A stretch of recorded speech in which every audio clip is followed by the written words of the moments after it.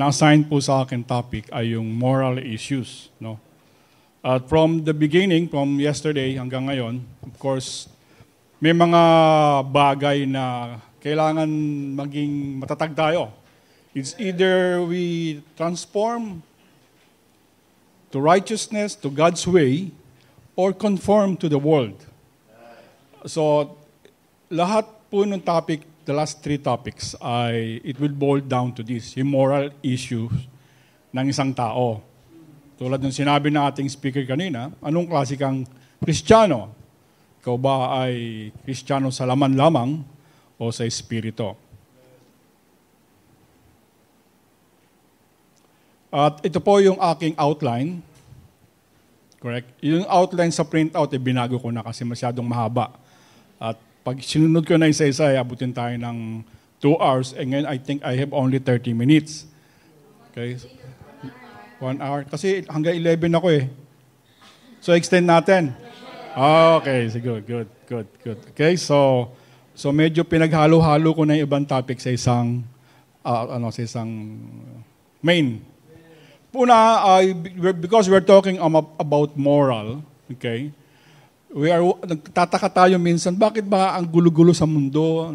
Tayo, Kristiyano tayo, alam natin yung tama at mali, pero bakit in general, ang mundo ay ang gulo-gulo?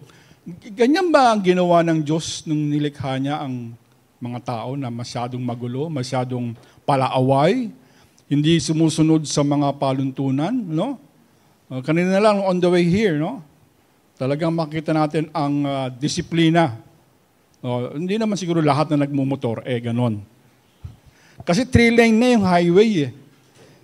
Okay? Sana, bigyan nyo naman kami mga nagdadrive ng sasakyan. Kami na nakikiusap. Kasi lahat ng lane, sakop nila ay mabagal naman yung nasa inner lane. Talaga naman. Kami ngayon ang sumusunod, kami ngayon yung naghihintay sa kanila. Okay? Pasensya na po kayo. So, merong kulang sa disiplina talaga eh. Pero nung tayo po ay nilikha ng Diyos, of course, we're going back to the, dun sa creation, matuwid po tayo. Yan yung makita natin sa Ecclesiastes 7:29. Ang sabi po dito, Lo, this only have I found, that God hath made man upright, but they have sought out many inventions. Of course, yung word po doon na upright, sometimes ay sinapakita pagka pinag-uusapan yung creation, evolution, minsan nababanggit din ito. Yan. Kinikreate ang Diyos ng upright. Kasi sabi na evolution, hindi, galing kayo sa unggoy. 4 nang lumalakad. Hindi, sabi ng scriptures upright. Pwede rin pong gamitin, pero more specific po, ginagamit ito sa katayuan ng isang nung unang nilikha. Sila po ay pure at sinless. Okay? Malinis po sila. Kaya nga po sabi sa Genesis 1:31, diba, sabi doon, and God had made everything, sabi niya, behold, it was very good. Okay? Yun ang sinabi ng ating Panginoon Diyos. It was very good. Ang sasabihin naman ng iba, bakit hindi perfect? Pag sinabi na ng Diyos na very good na yan. Walang hihigit pa dyan. Okay? Sa atin nga, ang very good sa iba, hindi pa perfect. Ang perfect sa ating mga tao, sa Diyos, baliwala yan. Kaya when God is declared that lahat ng creation niya was very good, that was very good. And that includes everything. That includes Adam and Eve. So sila po ay pure. Okay? Wala silang kasalanan. Wala silang ay namang bahid ng masasabi natin na pwedeng masabi na kulang. No? Lahat ng bagay, lahat ng kailangan nila ay kumpleto ando na sa lupa. Pero hindi ibig sabihin nun, nung nilikha ang Diyos na siya ay very good, He is upright, wala siyang kasalanan. Hindi ibig sabihin nun na He is impeccable. Hindi ibig sabihin na He is immutable. Okay? Man was created and he was not immutable and he was not impeccable. Ano ba yung sabihin na impeccable? Okay, so yan, medyo magkakaroon tayo ng konting theological word, impeccable. Ibig sabihin po na impeccable is not able to sin. Kaya ginawa ang tao, maayos, sabi ng Panginoon, very good, pero hindi siya ginawa na parang Panginoong Yesus na hindi magkakasala. Ginawa ang tao, pwede siyang magkasala. Pero wala siyang kasalanan. Pero pwede siyang magkasala. At ang tao ay hindi immutable. Nagbabago siya. Lahat ng desisyon natin nagbabago eh. Diba? Kanina sa creation, sa career, diba? Pabago, minsan, pabago-bago, kukunin ko ba ganitong course, ito ba? Later on, ayoko na ito, iba na naman. So, pabago. Pero ang Diyos, hindi na nagbabago.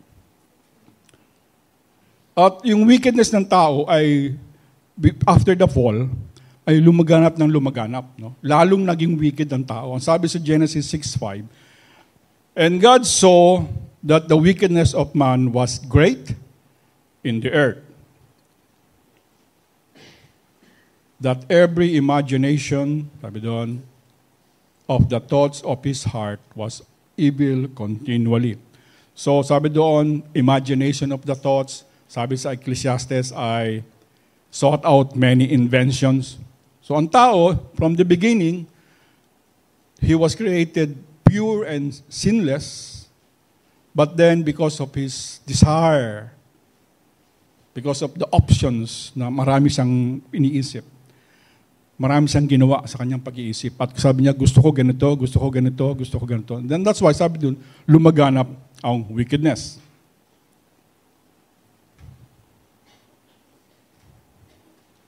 Ang hirap ng maliit yung patungan ano. Okay. But then, hindi naman nanatiling ganun ang tao eh. No? Of course, God gave the 10 Commandments. Ngayon, pag pinag-usapan natin ang mga commandments, actually marami yan eh. No? There are 3 kinds or division ng commandments. Una ay ito tinatawag na moral laws. Ang moral laws ay ito po yung nagbibigay ng holiness ng ating Panginoong Diyos. Pag sinawag na moral law, ito ay yung moral law ng kabanalan, hindi ito maaring magbago. Anytime, ano man ang mangyari, for all eternity, yung moral law ng Panginoong Diyos, because of His holiness, hindi yan magbabago. Ang pangalawang bahagi ay yung binigay sa Israel, ay mga civil laws. At dito, makita natin dito yung mga day-to-day living ng mga taong, mga Israelites. Ano? Example niyan, siyempre, yung marriage, paano sila magkakasal, o mayroon pang portion ng divorce. At that time, si Moses binigay siya. Ano yung conduct ng mga tao in terms of sexual, okay? Yung property rights, di ba? Maraming mga ganun. And also, may mga penalties. Pagka mayroong law, of course, may penalty. Kasi pag once na na-violate natin ng law, meron niyang kapalit na parusa. And the third kind of law o bracket is yung ceremonial laws. Okay? Ito naman yung doon sa panahon na kung saan mayroong sacrifices, di ba? Din yung paraan ng kanilang pag-worship sa Panginoong Diyos. Through the sacrifices. Yung rituals nila, okay? Yung mga festivals. Last year, doon tayo sa Santa Cruz, no? Ay, Santa Maria pala yun, Santa Maria Laguna. Nagkaroon ng camp. Ito yung pinag-aralan doon. Yung festivals. Dito rin nakita natin, doon sa ceremonial laws, yung clean and unclean. Okay, andun yun. Doon lumalabas yun. Bakit bawal ang baboy sa kanila? Okay, ito is ceremonial laws. But of course, during the time of the Lord Jesus Christ, tinanggal na po niya yung ceremonial laws. Okay, wala na po yan. Tayo ay nag-worship sa Panginoon, tayo sumasamba sa Panginoong Diyos, okay, through the blood of the Lord Jesus Christ. Kasi meron tayong access sa Panginoong Diyos, sa ating Diyos na makapangyarihan. Kung titignan natin briefly, yung karakter noong, especially noong 10 Commandments, as I have said, ito ay based dun sa kabanalan ng Diyos. Kasi nga, sabi doon, forever, O Lord, thy word is settled in heaven. Now, paano mo makikita ng tao yung kabanalan ng Diyos kung hindi niya ito isasabihin sa mga tao? Diba? That's why, sinabi dito, yung kabanalan, yung salita ay settled forever, yung moral laws ay settled forever, hindi magbabago. kahit anong society pa tayo nasa roon, ang moral law ng Diyos is standard. Binabago lang ng tao. Pero hindi nagbabago yan sa paningin ng Diyos. Kahit anong gawin nating pilit, kahit gano'n tayo kadami, kahit gano'n kalakas ang boses natin, at nagkakaisa tayo, kahit ano pang sabihin natin, nagmamahalan kami naman kaming lahat eh. Ang basahan pa din natin ay yung moral standard ng Diyos. Okay? Kasi kung pag-uusapan lang ang pag-ibig, ay naku, marami nang didisgrasya dyan. Dahil sa pag-ibig, no?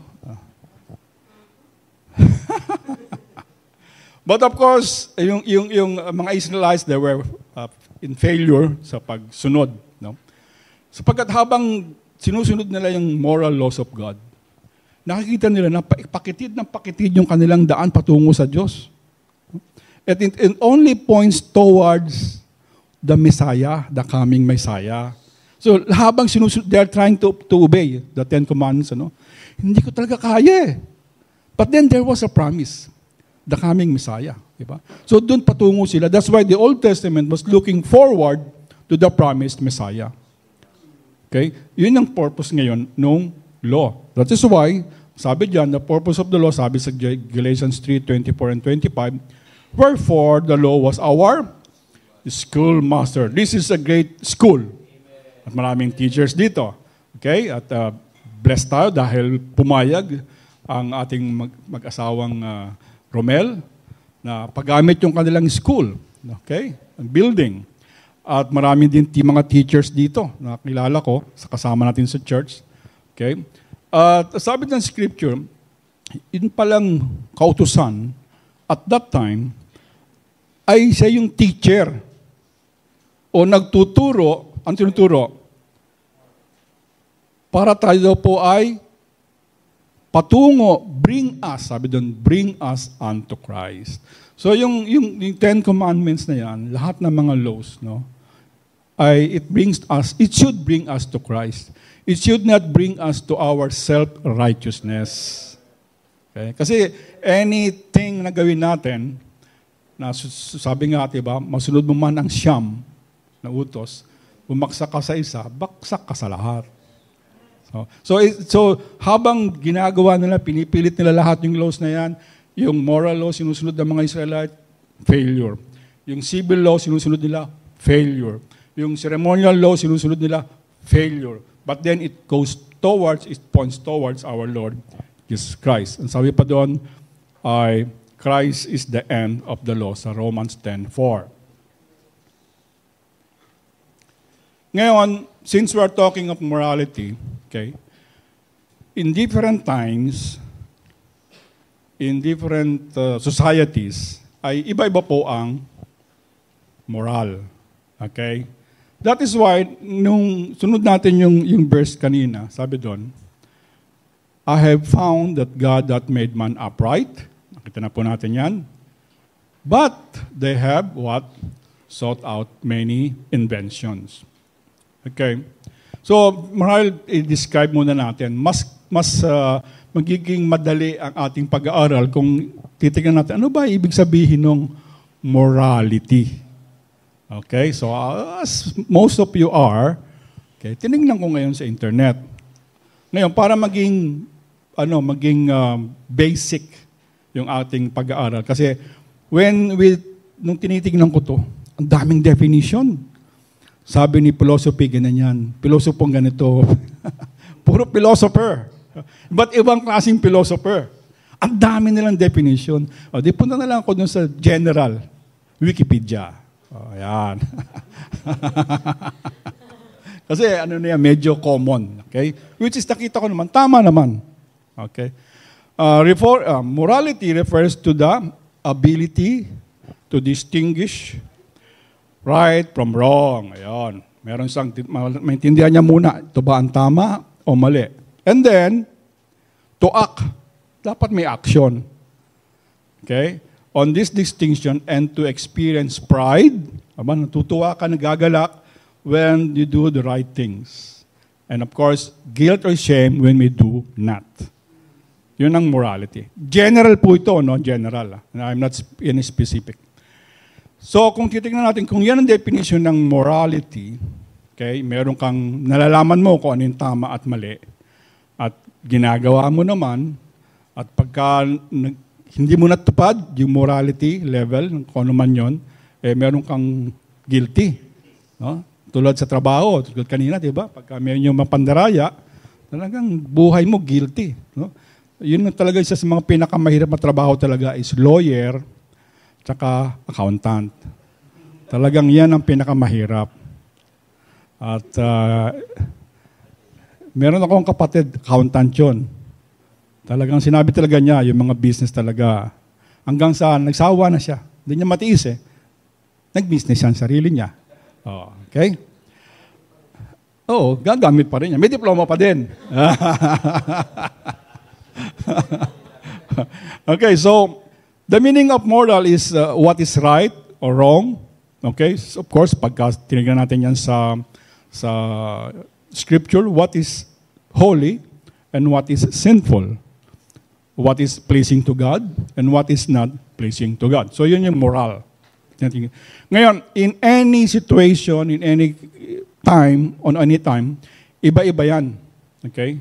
Depende sa location mo, depende sa lahi mo, depende sa nation, of group of persons. Okay? Talagang merong mga certain ideas yan, ang bawat grupo. Okay? Merong beliefs. Meron, yun nga, tinatawag ko, philosophies. Mamaya, I will go to that philosophies. And also, minsan may traditions, merong superstitions. Diba? At merong customs. Hindi po ba, so punta tayo sa custom ng Pilipino. Yung panahon namin, basta namin, ano? Pagka ang mga apo ay dumadalaw sa mga lolo't lola, nagmamano. Di po ba? Nagmamano yan. Kahit sa tatay, dumarating yung mga nanay namin. Bawa, nakikita namin, ang parents namin, dadalaw sa mga parents nila, nagmamano sila. No? Tapos pagka hindi nagmamano, ang babastos yung mga bata kayo. No? Taga Manila kasi kayo eh. So, yung idea of what is right and wrong, at that time, dun sa mga matatanda noon, pag hindi ka nagmano, bastos. Okay? Pero pag binigyan mo ng chocolate, ang bait-bait ng apo ko. So, yun ang ibibig ko sabihin. Dati, siyempre, ang mga ladies noon, okay, pagka may nanliligaw, at sinabi ng manliligaw ng laki, pasyal naman tayo. Sige na. O sige, basta may chaperon. Di ba? Ngayon, minsan yung babae pa nagyayaya, ka. Oh, yan. Sama na yan, no? Ingatan niyo po yan, mga kapatid. Okay. Tapos, sometimes in a group, dito, merong group dito, no, which is Grafoa, na kasama si Pastor sa founding, nag-found noon. No? It's a group of the mga printers, no, and technicians, right? At sa kanila, meron din silang certain, siyempre, do's and don't. Pagka may trabaho, dapat tapusin. Ayan. So, yun yung morality at that group. Di po ba? So, in any group, in any school, in any fraternities, di ba? May certain, may certain ideas na dapat yung sundan. Bakit ka sumama sa isang fraternity tapos hindi mo naman susundan? Hindi ka rin susunod.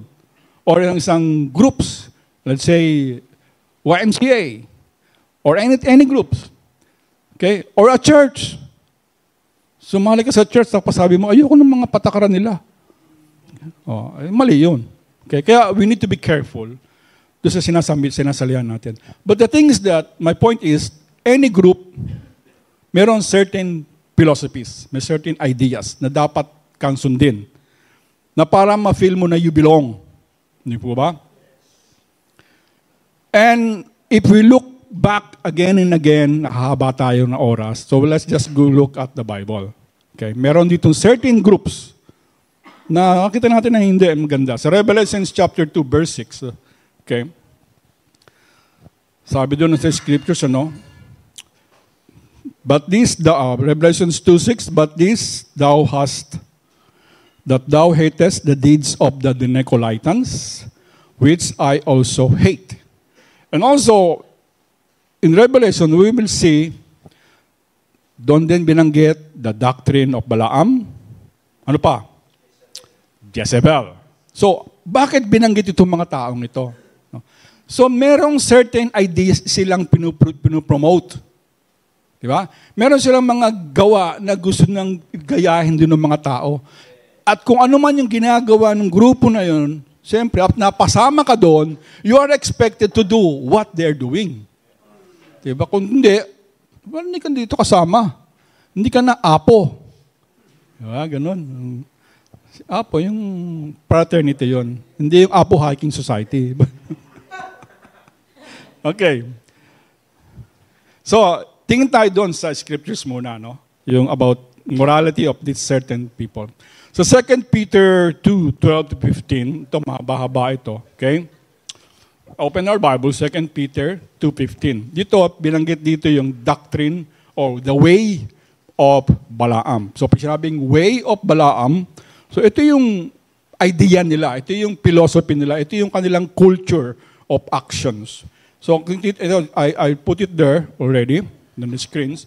At pag binasa natin yan, sabi doon, muna sa 15 para makilala natin kung sino itong mga ito. Sabi doon, which have forsaken the right way and are gone astray, following the way of Balaam, the son of Bosor, who loved the wages of unrighteousness.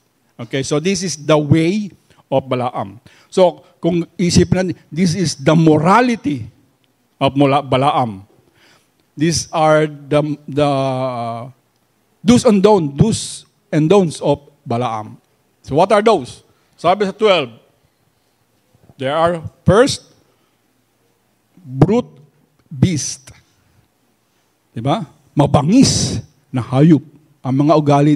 Of course, hindi naman sinasabi dito na yung mga tao dito ay talagang mukhang hayop, ano? Asal hayop.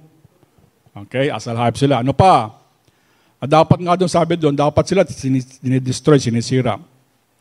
Ito, mag-ingat tayo dito mga kapatid, baka kasama tayo doon sa way of Balaam. The next underline ko doon, sabi doon, speak evil of the things that they understand not. Okay, ano ibig sabihin po nun? Yung itong mga tao na to, nang kasama doon sa grupo ni Balaam, salita sila ng salita ng masama. Pero, pag inusisa mo naman, ano ba yung sinasabi mong masama? Basta. Sinabi sa akin kasi ganun eh. Yung kasi yung narinig ko eh. Kaya sinasabi ko lang sa inyo, kung di man ako nagchichismis, basta sinasabi ko lamang, yung narinig ko. Bahala na kayo. Ayan, naririnig natin yan, diba? Way of Balaam. Aray ko po. So mag-ingat po tayo sa ganyan. No? Of course, when we see something is wrong, we need to approach the person with love. Diba? Kukorek natin. Yung iba kasi nangyayari, hanap ng mali. Yan ang way of Balaam. Pero pag tinanong, ano ba yung mali kapatid? Ano ba yung mali? Basta may mali ako nararamdaman. Basta merong kilabot sa puso ko pagka pumapasok ko niyan. Basta meron. Ano nga? Basta. Maniwala ka na lang sa akin. Mali po yun. This is the way of Balaam. So yun ang kanilang pag-iisip. Basta may nakitang mali, sige, sumbong kay Tulpo agad. Okay, ano pa? They riot in the daytime. Sabihin, wala nang pinipiling oras. Usually kasi, pagkasi gabi, doon naglalabasan ng mga lasing, di ba? Mga mandurukot, kaya yung mga nagkatrabaho sa gabi, very careful sila kasi doon madalas may hold up. Okay? Pero ito, mga taong ito talagang harapan na sila kung sila ay gumawa ng masama. Walang pangingimi.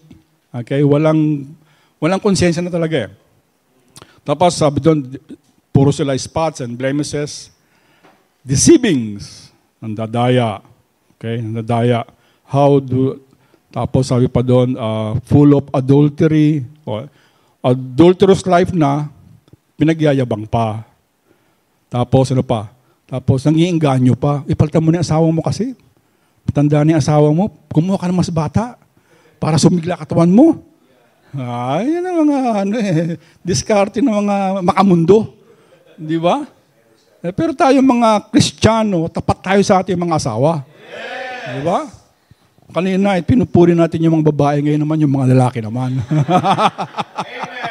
Di ba? Tayo mga men na Christians. Stick to one lang tayo. Yes. Till death do us part. Amen. Huwag lang sana tayo mauna, no? Grabe, no? mga jokes lang yan. Kasi, ano naman ito eh, course naman ito eh. And then, sabi pa doon, cannot cease from sin. Ito talaga ang sinner. Di ba? Hindi mo talaga maawat ang kasalanan. Pero pag ikaw ay Kristiyano na, di ba?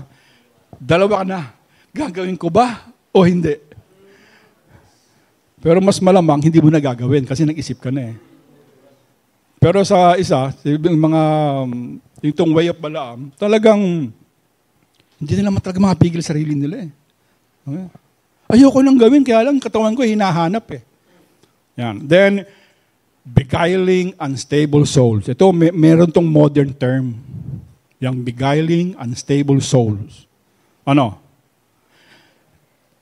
Scammers. Yan, ang dami ngayon. Diba? Ang daming naloloko. Kahit sa pangapanliligaw, maraming naloloko, no? Kahit sa business, maraming naloloko. Kasi sa ganda ng pananalita, yayaman ka kagad dito. Di ba? Pagka sumosyo ka sa amin, kikita ka ng 10% per month. Wow, ang ganda, no? Oh, 30. Saan niya, Pastor? Sobra-sobra, no? Scammer. Yan. So, ito yung mga tao na yan. Okay? Yun ang way. So, pag tayo ay nasabi na kasama ako dun sa way of Balaam, ibig sabihin, our morality revolves around these deeds. Andito yung ating action. So, yun ibig sabihin ng morality. Kung ano kang grupo, kung ano yung sinasaniba mong organization, meron niyang certain morality. And you need to adhere to that. Kaya nga sumali eh. That is why, mga kapatid, very important sa isang Kristiyano na mayroong church. Okay, mayroong church. Posible po sa isang Kristiyano, napakahirap sa isang Kristiyano nung nag-iisa ka lang sa bahay. Basta Kristiyano ako. Sumasamba naman ako sa Panginoon, pipray ko sa Kanya, kikinig na lang ako ng radio or sa YouTube. Basta may preaching, pakinig na ako ng pakinig. Ayoko na lang pupunta ng church. No? Mali po yun. No? Mali po yun.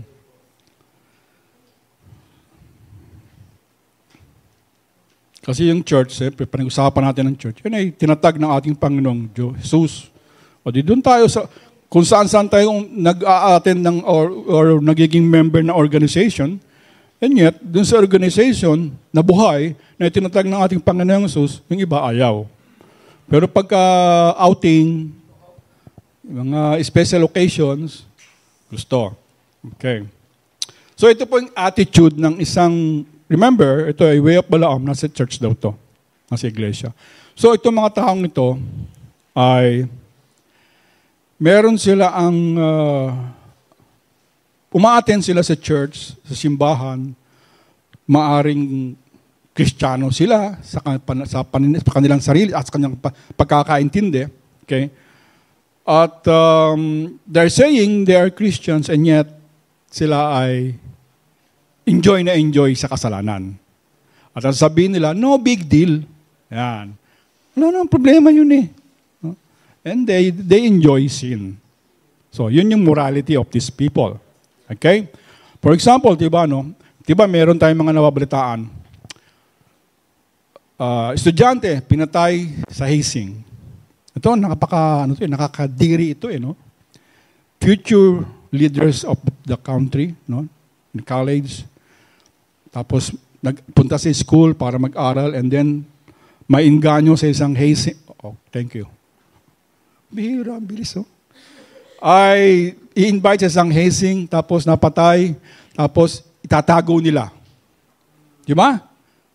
Ayun kasi yung kanilang morality. Huwag mo nang sasabihin, tahimik ka lang. Shut your mouth.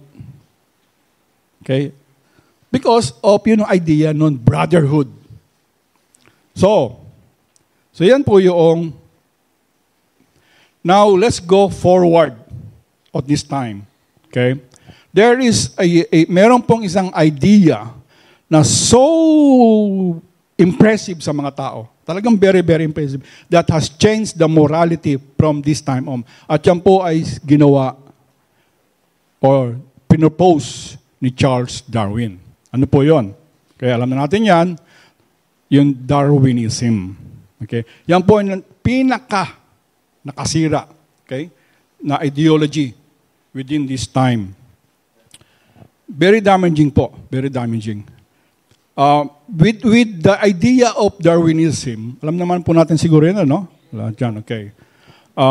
Na ang species, lahat ng species ng hayop ay nanggaling sa isang or maliit na organism, tapos na-develop siya through natural selection, tapos nagkaroon siya ng variation, tapos nag-increase siya, nag-individual, tapos naging competitive, nag-survive, nag-reproduce. Okay, yun ang isip ni Darwin. Ngayon, nung pinoprose ito ni Darwin, ang nasa isip niya, sa kanya observation, ay yung mga hayop at saka yung mga halaman. But dahil yung kanyang idea ay, since an idea, maraming mga philosophers, ay, ang gandang idea nito palawakin ko pa nga. Ganun na mga philosophies kasi, pinapalawak ng pinapalawak. Kasi nga matatalino ng mga tao maraming inventions So, ano nangyari? Ano yung mga branches na yan na sobrang lawak? Okay, ito yung instead of animals lamang tsaka hayop, nagkaroon na ng cosmic evolution. Ano yung cosmic evolution? Very famous yung Big Bang Theory. Di po ba? Hindi naman talaga, wala namang creation Galing lang yan sa isang small speck na nagkaroon ng massive mass. Tapos hindi na nakayanan, sumabog. Nang sumabog, nagkaroon na ng iba't ibang planets at nagkaroon ng, tapos umikot, etc., etc., etc. At ito ay tinuturo sa school. So yung idea ni Darwin, ay kumalat na ng kumalat. Tinanggap na to ng mga tao. And then, andun na yung transmutation. Okay? Kaya ang daming movies about mutant na pinapanood ng mga tao. And then, isa pa yung survival of the fittest. Ito yung tinatawag na social Darwinism. So yung ideology ni Darwin na it pertains to animal, pinasok sa society. Ito ngayon nagkaroon ng mas malaking problema. Instead of theology, okay, sinasabi nila na this is scientific naturalism. Science yan Di ba? Science. Then, yung evolution na theory ay naging historical science. Okay, so talagang it's very, very dangerous. Napaka matindi nung kanyang ginawang idea. Na habang tumagal, it sumakop na rin kahit sa religion. Okay. So, yung survival of the fittest. Okay. Of course, alam natin yan. Pagka may mga pinapanood tayong movies sa YouTube, mga animals, yung malalaki, kinakain nila mas maliit sa kanila, pababa ng pababa. Hindi po ba? Pagka yung matanda na, yung, let's say, a lion, sa pride, pag matanda na yan, aalagaan ba yun ng kanyang mga anak? Hindi, pababayaan lang yan. Baka kainin pa nga siya. Survival of the fittest. Okay. Masama ba to? Sa hayop, okay yun. Sa tao, mali. Bakit? With this idea, nagkaroon ng two classes of people. The master class, and then the herd. Yung master class, ibig sabihin nun, higher echelon yan. Yan yung mga matatalino, mga scientist, yan yung mga alam ang lahat ng bagay. Yan yung mga minority lang sila, pero sila yung may hawak ng economy, sila yung mga mataas ng business na talagang they can dictate anything sa society. And then the rest, yung iba, sunod lang ng sunod yan. And that's true. Diba? Nakita naman natin yan. Diba? Pag sinabi ng malakas na bansa, ito ang policy, dapat import nyo lahat ng inyong produce sa bansang ito. Kundi, hindi ka namin pautangin. Ano yung maliliit na nangyayari ngayon? Sige, pautangin mo kami, sa inyo na kami bibili. Tapos habang utang na yan, patong na ng patong, hanggang sa later on, yung bansa na yon pag-aari na ng ibang bansa. Or beholden na dun sa... So, yun yung nagkaroon ngayon ng ganitong idea. At hindi lamang dyan pa mga kapatid. That's why, yung mga upper men, minsan tinatawag na sila na parang na silang Diyos, Talagang they can dictate everything. Nag-result po yan ng genocide, ng infanticide, at saka human degradation, meaning the treatment of human ay talagang slavery. Genocide, ito yung idea na to ang kinuha ni Hitler. That is why pinagpatay niya lahat ng mga mga Hudyo. Kasi for him, sila salot yung mga Hudyo na yun. Makawawa talaga yung mga Hudyo, no? Kaya sa Pilipinas noon, alam ko, anak ka na ng Hudyo, no? Kasi parang something's bad. No? Tigas ang ulo, yan. Tapos, since survival of the fittest, okay? Kaya, kung malaglag siya, okay lang. Okay? Basta ako, tuloy lang ako sa pagtrabaho ko, hindi ako mag-iingat, kasi I need to survive for myself. Kaya lang, magtrabaho. Kung may baby man sa tiyan ko, okay lang na malaglag yan. Kung pag hindi siya fit, hindi siya magsusurvive. So, marami pong ganyan ang nangyayari. Basta inom lang ako ng gamot, inom lang ako ng bisyo ko, drugs, alak, sigarilyo. Okay? Pagka hindi sa malakas, babagsak yan. That is the idea na nanggaling kay Darwin. So nakita natin from 18th century up to the present time, talaga pong yan napakabigat. But this idea is against Christ's teachings. Kasi ano ba yung teachings ng Christ? Okay? Humility, mercy, modesty, meekness, compassion. Okay? Sa lahat ng tao, especially doon sa mga walang kaya. Okay? Di ba? We should show mercy. We should show humility. We should show meekness. Ngayon, that was because of the rejection of the early chapters of Genesis. Okay? Because of that idea, wala nang accountability ang tao. Kasi we're just animal. Bumambuhay tayo dito, mamatay, wala na. So I can just do anything. Since mataas ako, malakas ako, I can command anything sa mga tao. Sundin nyo lang ako. So wala nang accountability, wala nang morality. Kaya ngayon, until now, pag pinag-usapan ng general morality ng tao, it's very low. That is the historical. Okay? Pero, meron na rin pong sinabi ang scripture sa Romans chapter 1. Kung bakit ang mundo ay naging masama. And that is, kung babasahin natin ng complete, ito mahaba itong verses na to. But I'm hoping na we have heard this already. Na, pag tinignan natin ang Romans chapter 1, verses 18 to 32, sabi doon, yung mga bagay na invisible ay nakikita, okay, through the creation. Malalaman natin na mayroong Diyos pag tayo ay tumingin sa langit with the creation. Okay? Pero ang sabi ng Scripture, sa halip na kilalanin ng mga tao na mayroong Diyos, ang ginawa nila, sila ay gumawa ng mga Diyos-Diyusan. At sinabi nila, ito yung Diyos ko. Then later on, sabi, sila ay ibinigay sa kanilang pita. At tapos, anong resulta nun? Mga kabaklaan, etc., etc. So, sa scriptures, meron na rin po. Kaya nga lang, anong difference ngayon? Di ba nasa scripture na pala? Pero bakit talagang lumaganap ng malagalap ang immorality na yan? It's because, ngayon po, yung mga tao na immoral or hindi maganda ang kanilang ginagawa, meron na sila ngayong backup. Ang backup nila ay scientific.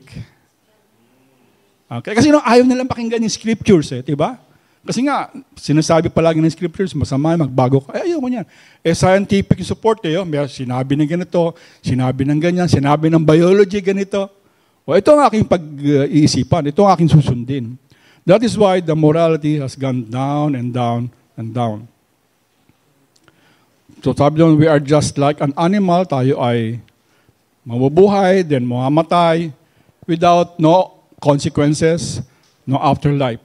Now, what are the beliefs of some churches, modern churches today, about certain morality? Ito yung pinaka, message ko.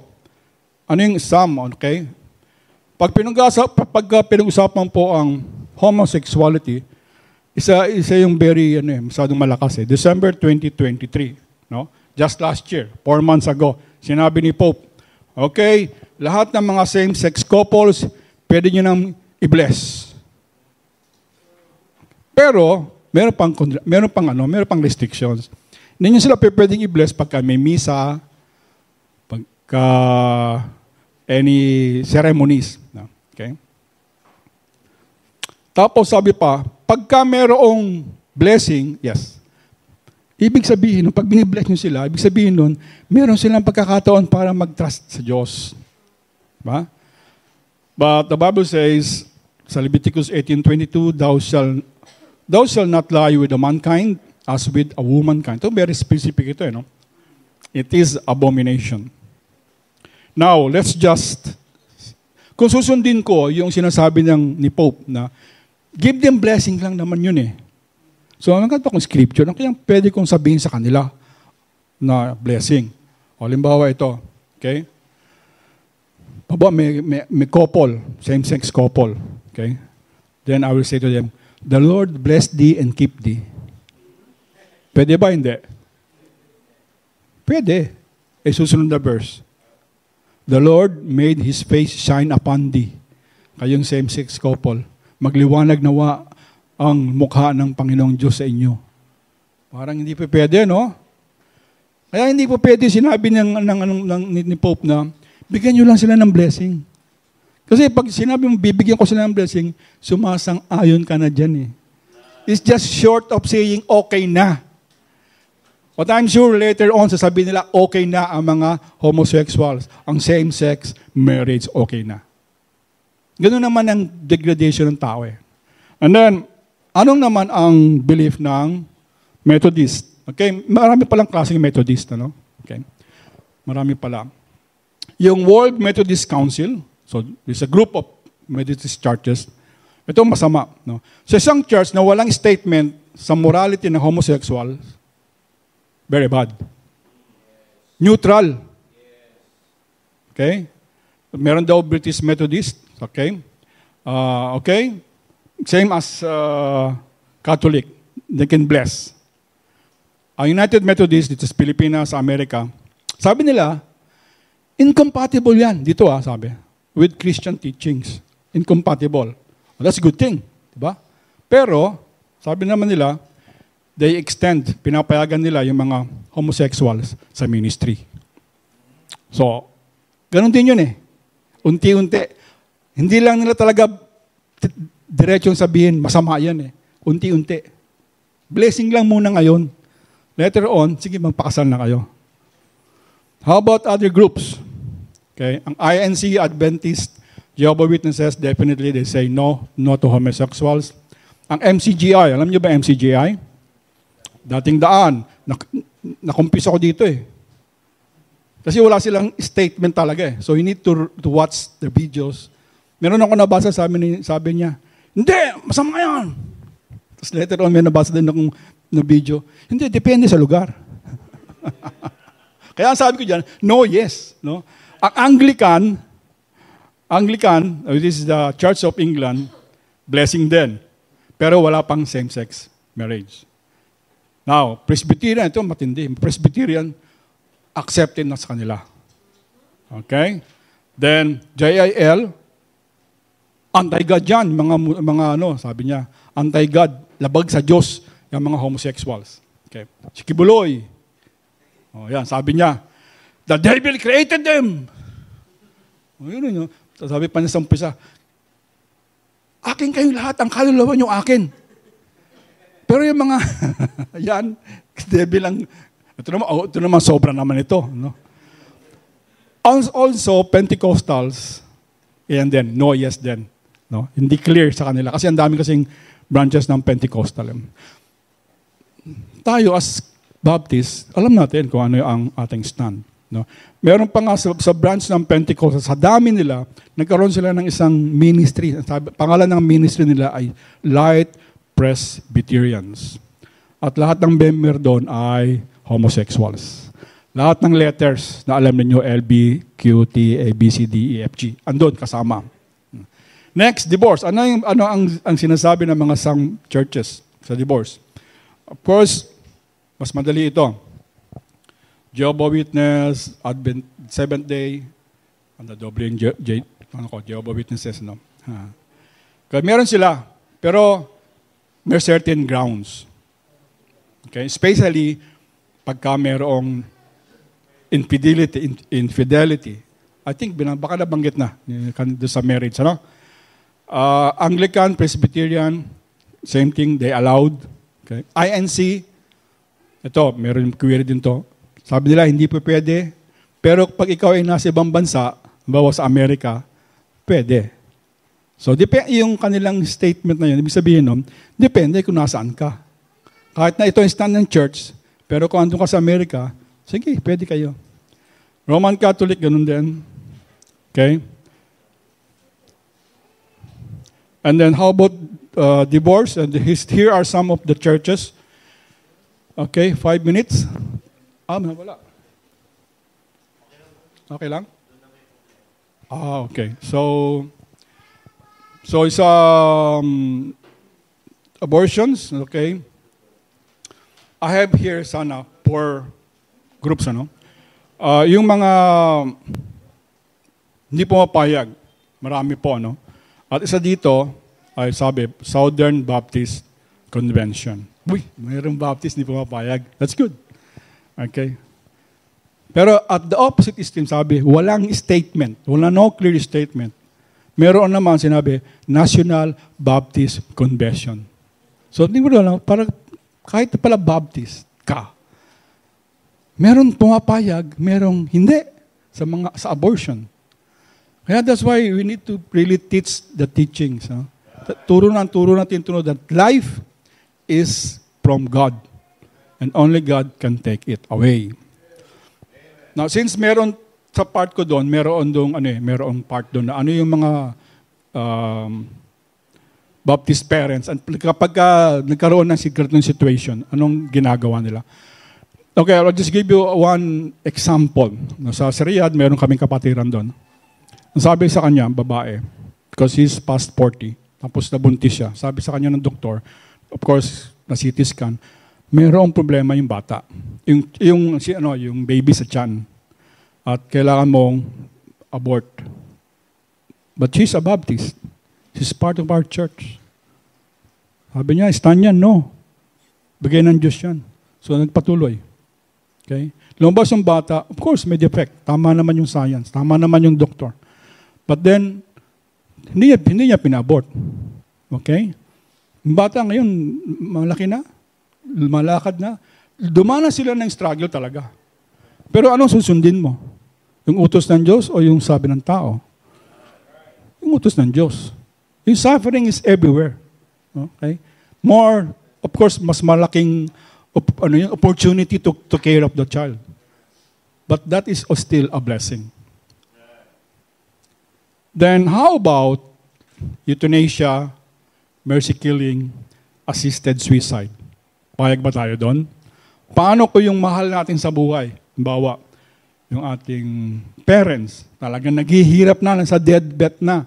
Hindi pa mamatay-matay, naghihirap. Tapos lumapit sa atin ng doktor, tanggalin na po na ba natin yung kanyang support? Ano po ang gagawin natin pag siya ay umuling ano tawag doon? Nawala yung pulse, yung beat. Okay? Hindi, basta buhayin niyo pa sa doktor. Gawin niyo po lahat ng magagawa ninyo. Kailangan po siya. Okay? Okay? Yung assisted suicide, ibig sabihin nun, yung tao, sabi niya, ayoko na mabuhay. Tulungan mo ako. Okay? Kasi hindi ko mapihit yung yung gadget, hindi ko matanggal. Kaya ikaw. Okay? Ito yung mga dilemma, no? Of course, for us here, Christians, hindi masyado. But when time comes, na baka andun tayo sa pagkakataon na yun, na we need to select, ano ba, papahayag ba ako sa doktor or hindi? Okay, kailangan po natin dito ng malawak at maraming panalangin. Okay? At kailangan din po natin makipag-usap sa ating pastor. Kasi emotionally, sasabihin natin, kailangan extend ko, mahal ko yung nanay ko. Mahal ko yung tatay ko. Kailangan humaba pa buhay niya. Pero kung hirap na nga siya. Diba? So, but of course, hindi ito madali. That's why kailangan niya. Number 1, financial. Diba? Financial. Kung may financial ka, doon lang naman nagkakaproblema. Meron siya Medicare eh. Sige, doktor, mababahin pa ang buhay niya para makuha yung benefit. Okay? Pero mostly, ang justification po na sinasabi na gusto ko na matapos yung buhay ko is yung quality of life. Masyado na ako naghihirap. Okay? Nakita mo din, masyado na naghihirap. Ilang CPR na, hindi pa rin. Basag-basag na yung dibdib. Ayaw pa din. Okay? So, sige na, doktor. Saksaka mo na ng gamot. Okay? Hindi po. Okay? Sabi po sa Deuteronomy 30:19, I call heaven and earth to record this day against you, that I have before you life and death, blessing and cursing. Okay, meron daw sa bansang Israel, merong life and death options. Blessing or cursing. Ang sabi ng Panginoon, choose life. Even though pala meron ng curse sa buhay natin, ang sabi ng Panginoon, choose life. Kahit na gaano kahirap yan. Ang paghihirap ng tao natin, of course, lahat tayo dumadaan sa mga paghihirap na yan. At lahat po ng paghirap na inevitable sa ating lahat. Wala nag-enjoy ng suffering. Pero hindi po tayo ang may karapatan para magsabi na dapat ka nang mamatay. Wala po tayong karapatan yan. So, result here is that pagka meron pong ganon, isa sa mga result, pwedeng gawin, this is just suggestion, pwedeng gawin is palliative care. What does palliative care means? Ibig sabihin po nito, ay kung talagang naghihirap na ang isang tao, hindi mo siya sasabihan doktor na bigyan na lang natin ng matinding anesthesia para mamatay na lang. No, palliative care meaning, let him or her go on, pero bigyan natin siya ng painkiller until such time na siya ay mamatay. So hindi mo kinakat short yung kanyang buhay. Ang masama pa dito, yung bang hirap na tapos tayo din ay, sige pa, mabuhay ka pa. Papakrayo namin ang ulo mo. Kasi lang later on, baka magkaroon ng treatment at mabubuhay ka uli. Yun naman, sana namang kabulustugan yun, ano. Hindi tayo dapat maghahanap na prematurely na mag-end ng life. Pero wag din naman po natin gawin ng so much extraordinary means para ma-preserve ang life.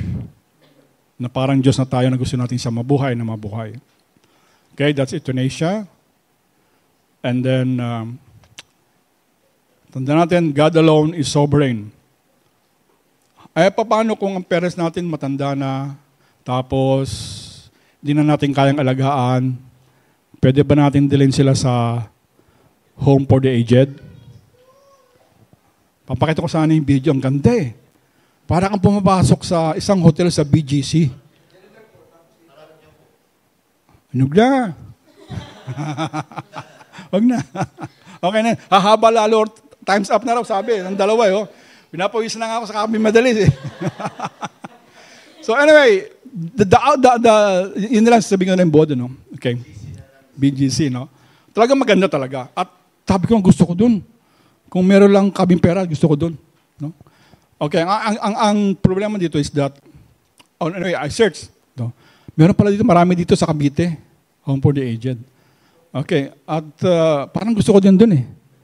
Kaya lang, ang problema, financial. Kasi yung pinakamaliit nilang fee is how much? How much do you think per month? Pasok ako doon, Brad. 20 to 30, sige, pasok ako doon. Higher.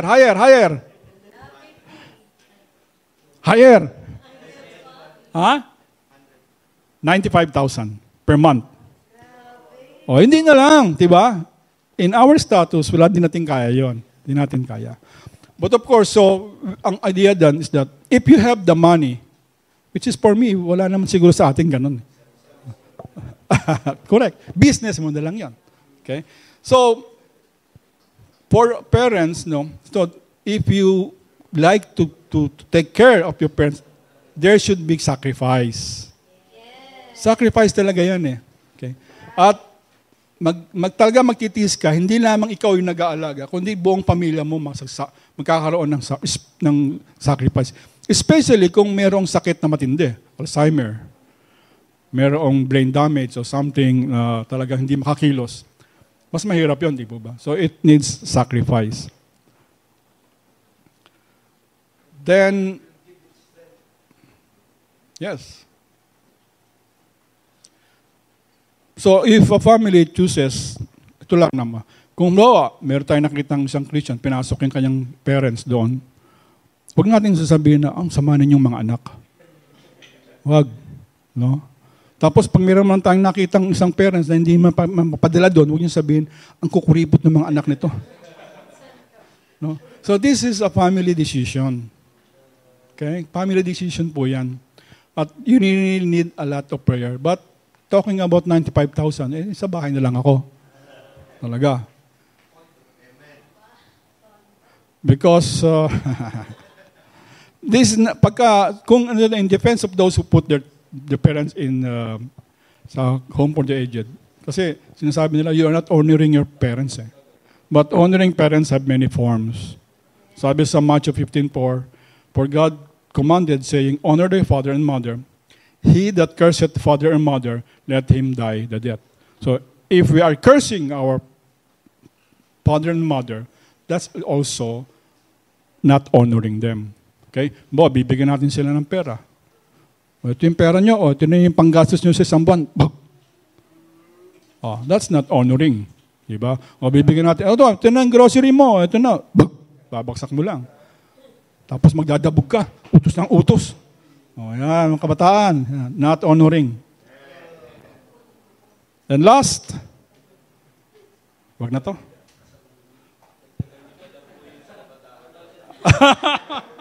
Dadagang pa.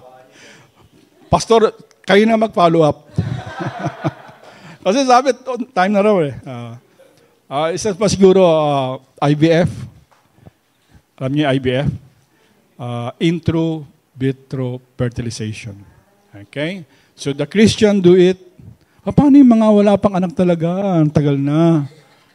Pupunta ba kami doon? Well, ang susi po dito ay patience.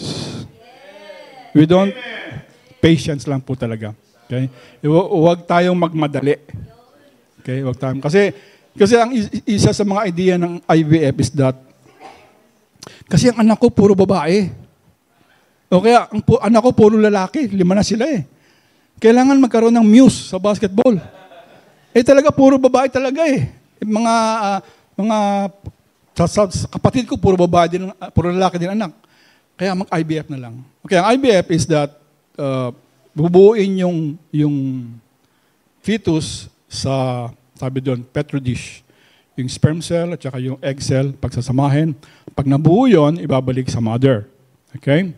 At doon na palalakihin sa womb ng mother. The problem is, hindi naman yung kumukuha ng isang egg lang eh. Maraming egg. Let's say, 10 eggs. Tapos lahat yun ipifertilize. Pag na-fertilize yun, pipili. Ano kaya dito yung malakas? Ano dito yung lalaki? Ano yung babae dito?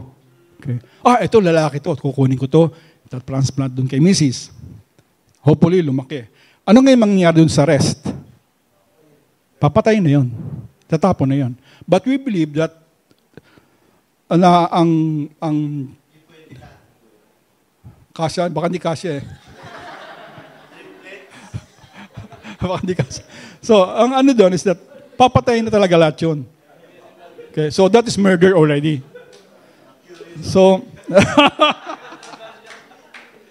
so, wag po, ang ano na lang po dito is contentment. Contentment. Don't be impatient. Huwag tayong mag-inip ng mga magulang na wala pang anak. No, huwag tayong mainip. Pag dumating naman yan, baka nasabihin, tama, Panginoon, tama na po, ang dami na. So, sabi po, be not conformed to this world, but be transformed by the renewing of your mind, that you may prove what is the good and acceptable and perfect will of God. Amen. Just remember that God is sovereign. He is all powerful. Lahat ng bagay alam niya. Now, if we reach into that situation na mayroon decision making talaga, it will happen to us, maybe not na ganito kalalim, ano? Always grow in prayer. Di ba? Always grow. Paragi ang manalangin. Kayong dalawa, mag-asawa, sa church, pwede mo sabihin, and then surrender always to the will of God. And of course, there should be contentment. Okay? Content ka na dapat. Kung ano yung meron ka. Sabi mo, lalaki ka, pero ang boses ko nakapataas. Baka babae ako. Kanina, kumakanta tayo, diba? Pag siyang kanta ang lalaki, ang kanta ng boses, lalaki. Buong buo, pag babae, ang titinis, ang gandang pakinggan. Eh kung ikaw yung lalaki, tas ang boses mo, hello, kamusta po kaya? Siguro babae ako. Sige, babae na nga ako. O, di ba? Be content. Eh, yun ang boses binigay sa'yo ng Diyos eh. Huwag mong babaguhin. And of course, then, the last one is separation. Separation from this world. Okay, we are here, hindi tayo para maging makisama, pero pwede tayong makisama. Okay? Yun lang po mga kapatid, sapagkat baka mag-penalty po ako. Thank you po.